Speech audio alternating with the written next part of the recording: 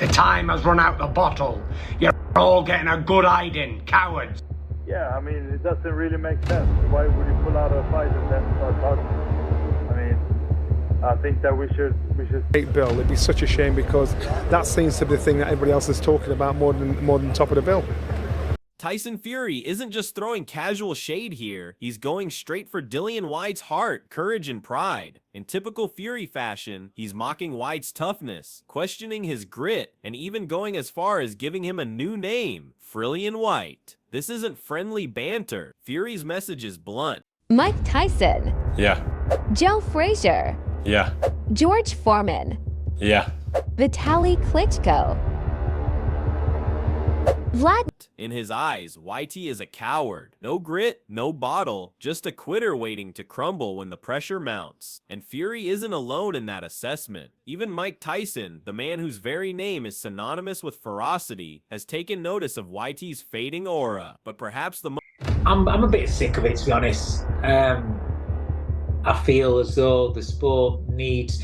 We always used to take the piss. When I was younger, I remember cycling had such a bad reputation, everybody being a cheat. Had a really bad reputation. most frustrated voice comes from trainer Dave Coldwell. He's not pulling any punches. He's openly saying that Whyte's image in the sport has gone sour. It's no longer just about a few bad performances. Coldwell's comments feel like the sentiment from inside boxing itself. Whyte has become a stain on the sport. From failed drug tests to disappearing acts before big fights, the pattern... That's a good fight, actually, especially for Moses. I think it's a very good time to fight Dillian. He's had a couple of years out the ring. But, you know, make no mistakes, Dillian Whyte is a massive puncher to head and body. I know he's taking it very serious. I'm speaking to Ty Mitchell, who's in training camp with him. And looking forward to the fight. You know, it's a big step up for Moses because he hasn't really fought anybody on Dillian's level. The old Dillian, it was a couple of years ago. And it's going to be interesting to see how much that Dillian Whyte has left. Is too obvious to ignore. For Fury, this isn't just criticism for the sake of it. There's timing at play here. Whyte's inactivity, his slowed pace, and his visible decline make him the perfect target for the sport's rising young lion, Moses Itauma. Even Fury admits the timing couldn't be better for the 20. He's no longer the challenger.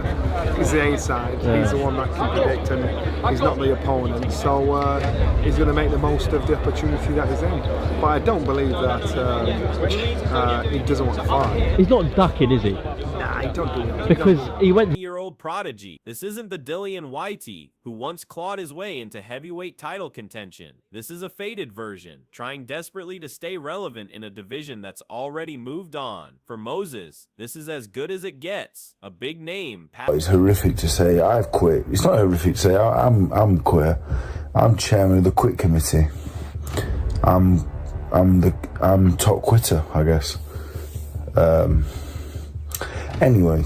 Past his prime and vulnerable, Johnny Nelson, ever the professional, tries to take the fair route, insisting that Whyte isn't ducking anyone. But even in his measured tone, there's a hesitancy. You can almost hear the uncertainty in his voice. Deep down, even seasoned insiders know that Whyte isn't the fearless, all-action fighter he once was. For him, this opportunity might be the last big roll of the dice. Meanwhile, Dave Allen comes at it with humor, but the jab he throws at Whyte lands with force. Allen mocks Whyte's tendency to mentally fold when the heat is on, and when fighters start calling you the chairman of the quit committee, it's a sign your peers no longer see you as a threat. That's brutal in the unforgiving world of boxing. Respect is everything, and once it's gone, it rarely comes back. Then there's a great team around him, honestly, and you're only as good as your team, but I think he's got a really good team around him after being in the ring with him and studying him, still studying him now.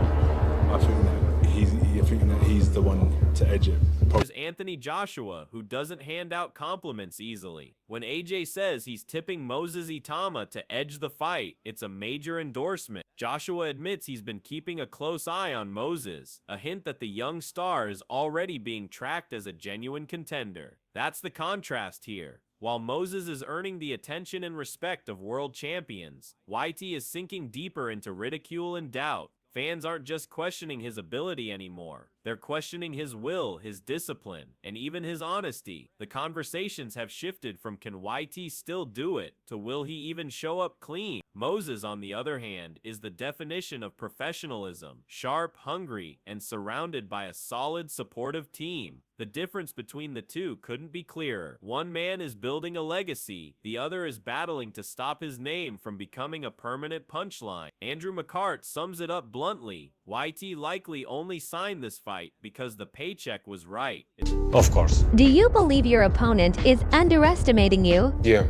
No. Do you believe this fight will cement your legacy? Yeah. No. Will this fight end before the final bell? We'll see. Yes. Do you think your last performance was your best yet? The best is yet to come. No. Do you think It's no longer about pride, legacy, or earning a shot at the top. It's about the purse. And after so many no-shows, questionable pullouts, and drug test dramas, the uncomfortable question is whether YT even belongs in these conversations anymore. He's gone from feared contender to controversial figure. Moses is the polar opposite. He's seen as a real threat, a young fighter who needs stern tests to develop, not hand-picked soft touches. This fight isn't about records anymore. It's about hunger, discipline, and who genuinely wants it. If YT's motivation is purely financial, he's already lost a big part of the battle. That's why so many are backing Moses. The fire is real, and if YT turns up unprepared or uninspired, he might find himself flattened by a 20-year-old destined for world titles. Johnny Nelson even hints that YT might now be reduced to the role of a... Until that new star establishes himself, so just wait and see, but it's exciting. What do you make of Itauma versus Dillian Whyte? It's a good fight. Dillian likes to fight. He'll have to tear up. You know, you can't test this man's cojones. You know, he'll fight anybody and everybody. So with Dillian doing that, you think, you know what? You know, it's a good fight, good testing fight, and like, you might be a gatekeeper. Gatekeeper, a polite way of saying you're no longer a serious contender. Once you're labeled that, your days at the top are effectively over, and some would argue that's being generous, given YT's recent track record. At one point, he was knocking on the door of a world title. Now, he's the guy you put in front of your rising star to see if they can handle a known name. That's exactly what Moses Itauma faces here. He's not just expected to beat YT, people are expecting him to stop him. Nelson says it's a good fight, but the subtext is obvious. This is Moses' chance to announce himself by taking out a former top heavyweight who's now seen as beatable. For YT, it's do or die. For Moses, it's just the beginning. Oladipo zeroes in on the root of YT's downfall. His issues start long before the opening bell. Failed tests, inconsistency. You need to almost see the old school Dillian Whyte who, you know, wasn't afraid of anyone, would put it on anyone, because Moses is still only 20. And I almost feel like if Dillian needs a path to victory, it might start from outside the ring first, and then we'll see. Because there would have been a time when Moses has grown up and he's watching Dillian Whyte. Poor discipline. These are the problems that have defined his decline. 80's call to see the old school YT is telling, because the current version simply isn't enough. The Dillian Whyte, who once flipped tables at press conferences, is gone, replaced by someone who looks like he's chasing a ghost of himself. The energy, the danger, the unpredictability, it's all history now. Moses, meanwhile, is peaking. Fans see the symbolism. YT's past aggression used to make him feared. Now it's just a memory. And online, the trolls aren't letting him forget it. They constantly bring up the drug scandals, the pullouts, and the inconsistency. Unless something dramatic happens, this fight might not be a war at all. It could be a showcase for Moses, and possibly the final curtain call for YT. Tony Bellew's praise for Moses speaks volumes. Bellew doesn't hand out elite comparisons lightly, but here he's putting Itauma in the same breath as Alexander Usyk. He calls Moses unbelievable, not just for what he's shown so far, but for how high his ceiling might be. But he's the next in line. I think he's the future of the heavyweight division. I think he's an outstanding talent. I think he's got a good team around him. Ben Davison and Lee Wiley. Wiley is the brains that study everything. And they use what we call video analysis now in boxing. They're the one team. Bellew points out that size concerns mean little. Usyk proved that skill beats bulk. Boxing is about movement, IQ, timing, and heart, and Moses has all of it. The way Bellew talks about Moses, you'd think he was describing a future pound-for-pound great, and maybe he is. Compare that to YT, who came up the hard way, but now faces doubt, ridicule, and irrelevance. The failed tests, the inconsistent performances, the constant drama, they've all shredded his reputation. Moses, in contrast, is clean, focused, and earning the respect of legends. Bellew sees him not as a maybe, but as a future champion who could retire YT for good. Ben Davison takes the hype to another level. He notes that some people now talk about YT as a potential 2 or 3 round victim, and not because YT is suddenly awful, but because Moses is that good. That's a staggering shift in perception. Davison underlines how Moses has already leapfrogged most rising contenders in reputation. This isn't just about winning, it's about making a statement, and it's not the casual fans saying this. People, a lot of the time, a lot of the general public, you know, the expectation's almost like it's a 2 or 3 round job for Moses.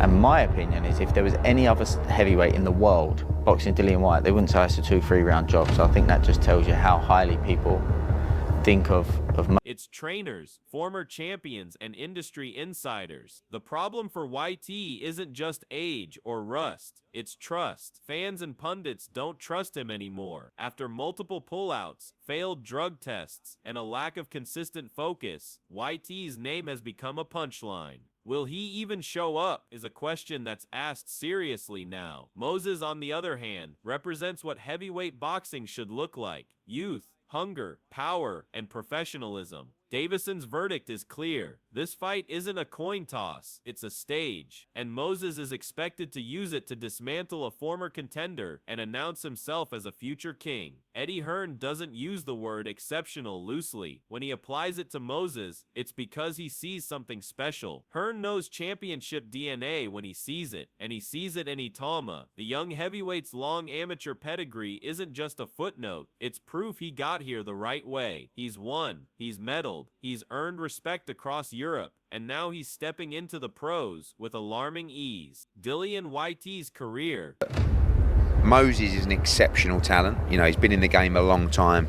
He's got a very, long-standing amateur record and pedigree as well. In contrast, has been a roller coaster of chaos, suspensions, drama, missed opportunities. They've cost him not just belts, but credibility. Moses is the opposite: disciplined, clean-cut, quietly confident. Hearn knows this could be the night the torch is passed. If Moses stops YT in style, it could officially end one era and ignite another. For a promoter, that's gold. History in the making. Spencer Oliver drives home the point that this is the ultimate measuring stick for Moses. Forget the hype reels. This is where we find out if he belongs with the elite. And Oliver isn't just predicting a win, he's predicting style. That's a huge statement when you're talking about a man who's shared the ring with some of the division's best. But the truth is, YT no longer inspires fear. His career has been shadowed by too much controversy. Moses, in contrast, is all the things YT isn't right now: disciplined, consistent, and hungry. Oliver genuinely believes Moses will be a world champion. He sees the sharpness in his footwork,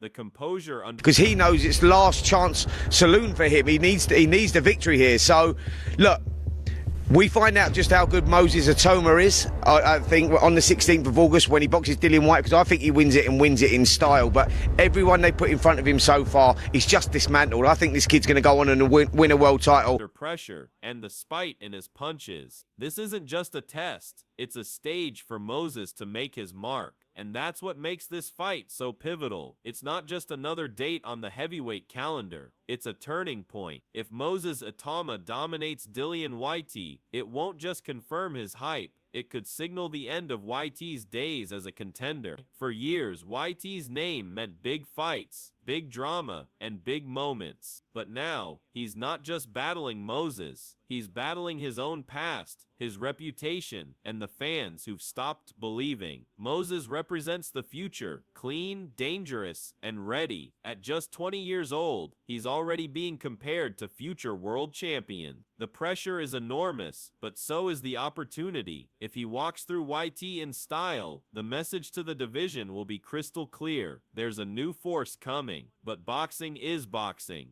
What if YT shocks the world? What if he digs deep, finds the old fire, and drags Moses into deep waters he's never experienced? It would be the ultimate twist in a career built on unpredictability. Still, if we're being honest, momentum, focus, and form all point in one direction. Moses Itauma. He looks ready to carry British heavyweight boxing into the next era. For one man, this fight is about clinging to relevance. For the other, it's about building a legacy. So here's the question. Is Moses Itauma about to retire, the body snatcher, for good? Or does Dillian Whyte have one last shock left in him? The answers will come when the first bell rings. But whatever happens, this fight will change the conversation in the heavyweight division.